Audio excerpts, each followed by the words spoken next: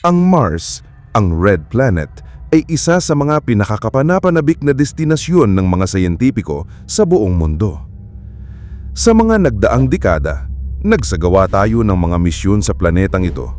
At sa bawat misyon, nagkakaroon tayo ng mas maraming tanong kaysa sagot. Pero may tanong na paulit-ulit na bumangon. May buhay nga ba sa Mars? O baka naman, may mga alien na nanggagaling dito at hindi lang sila basta mga misteryosong ilaw sa kalangitan.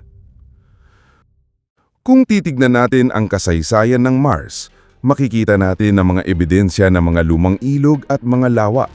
Ibig sabihin, may mga panahong ang Mars ay isang planetang puno ng tubig, kaya may mga naniniwala na kung may buhay man dito, baka ito ay mga microbes na nanirahan sa mga sinaunang lawa. Sa mga misyon ng NASA, tulad ng Curiosity rover, natuknasan nila ang mga organic molecules sa mga bato sa Mars, mga chemical na karaniwang tumutukoy sa mga pinagmulan ng buhay. Ang mga organikong materyales na ito ay isang malaking palatandaan na ang Mars ay maaaring mayroong mga kondisyon na kayang suportahan ang mga anyo ng buhay. Ang pinakamahalagang tanong, kung may buhay nga ba dati sa Mars, ano yung nangyari sa kanila? Bakit ang planetang ito ay naging tigang at malamig ngayon? Pero may isang teorya na nagpapakita ng mas nakakakilabot na posibilidad. Baka ang mga alien sa Mars ay hindi na sa ibabaw ng planeta naninirahan.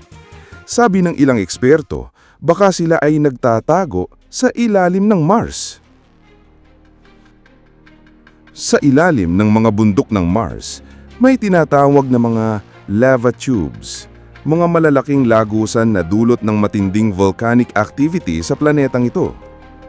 Kung may buhay man sa Mars, malamang ay dun sila nagsimula o nanatili.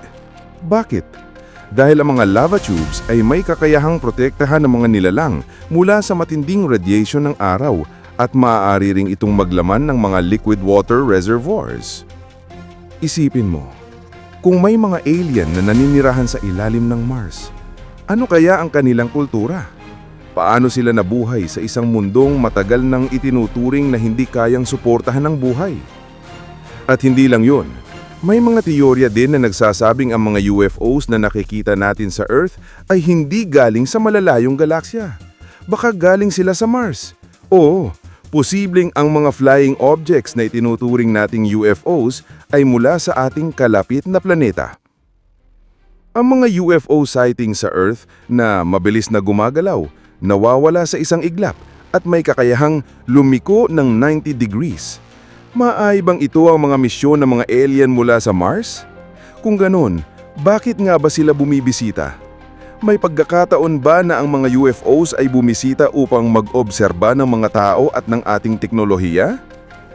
Sa katunayan, may mga obserbasyon na nagpapakita ng hindi maipaliwanag na fenomena sa langit na tila may kaugnayan sa mga aktibidad na nangyayari sa Mars. Ano kaya ang mensahe o layunin ng mga alien sa pagbisita nila sa ating planeta? Ngayon, nais kong marinig ang inyong opinyon. Kung may buhay nga ba sa Mars, ano ang tingin mo?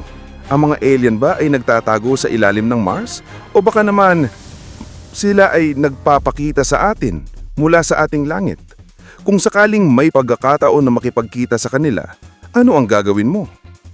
Mag-iwan ng komento sa baba at sabay-sabay nating alamin kung ano nga ba ang nangyayari sa Red Planet. At syempre, huwag kalimutang mag-subscribe at i-click ang bell icon para hindi ka mahuli sa mga susunod na nakakagulat na content.